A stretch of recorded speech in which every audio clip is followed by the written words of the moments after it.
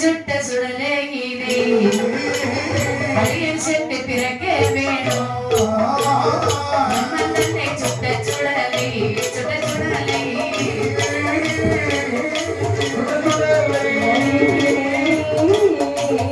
மையான கரையிலே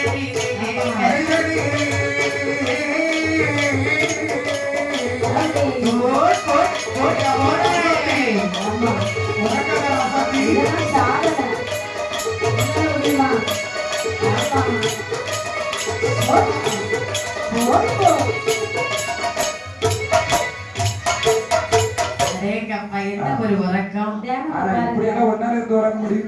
முடியாது. உறக்கத்துல கூட ஏதோ சாப்பிட்டுட்டே தான் இருக்கிறான். இல்ல அவளுக்கு உறக்கமே அப்படியே தான் இருக்கும்னு நான் நினைக்கிறேன். ஆமா படுத்து தூங்க மாட்டான். படுத்து தூங்குமா. குழந்தையும் தெய்வம் குணத்தால் வந்தியா. இவ்வளவு அழகான தவம். பாக்குறது இவ்வளவு அழகா இருக்கு பாத்தீங்களா? ஆமா சரி இருக்கட்டும். லேசா அவளை அப்படி படுக்க வச்சிருக்க. படுத்தா தூக்கம் வராதுமா. சிலவங்க பாத்தீங்கன்னா படுத்தா தூங்கணும் இருந்து தூங்குவாங்க. இன்னும் சில செவடி இருக்குது. எம்மா அந்த பிள்ளை தூங்குற நினைக்காத. பாட்டை கேட்டு அவன் கண்ணை மூடி மயங்கி போய் இருக்கிறான். பாட்டுல மயங்குறது அதானே. அது கண்ணு செவக்க செவக்க கண்ணு மயங்கிருக்க பாத்தியா. பாட்டு நல்லா இருக்குன்னா அவனுக்கு பிடிக்கவே பிடிக்கும். மொத்தம் அவனுக்கு கை ரெண்டையும் கட்டி வைக்கணும். அவன் போட்டிருக்க பணியில பாத்தியா அவனுக்கு மகனை கூட தூக்கி போட்டு சொன்ன மாதிரி இருக்கு. அது என்ன ஜோக்கர் சட்டை.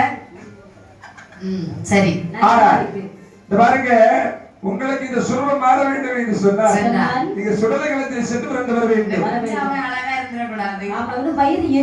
அழகா பத்தி சொல்லலாமா. அவன் அன்னை மகனை கூட்டிட்டு வந்தான் தெரியுமா. அவன் இந்த பையன் தான் போட்டுட்டு வந்தான். இன்னைக்கு கொடியில காய போடும் போது அவசரத்துக்கு மாத்தி போட்டு வந்துட்டான். பார்த்து தெரியல கை பாதி வேண்டல பாரு.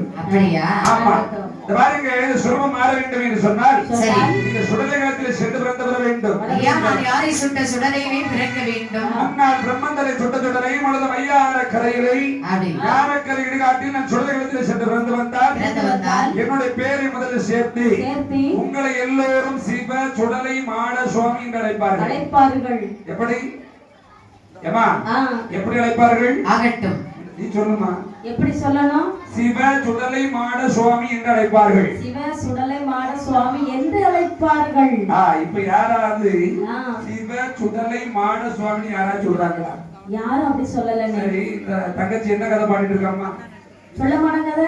சொல்ல மாட கதை. ஆமா சரி இன்னைக்கே சொல்ல மாடனே சொன்னாங்க. சொல்ல கதை. ஆமா நீ என்ன கதை பாடிட்டு இருக்காமா? சிவ சுடலை மாட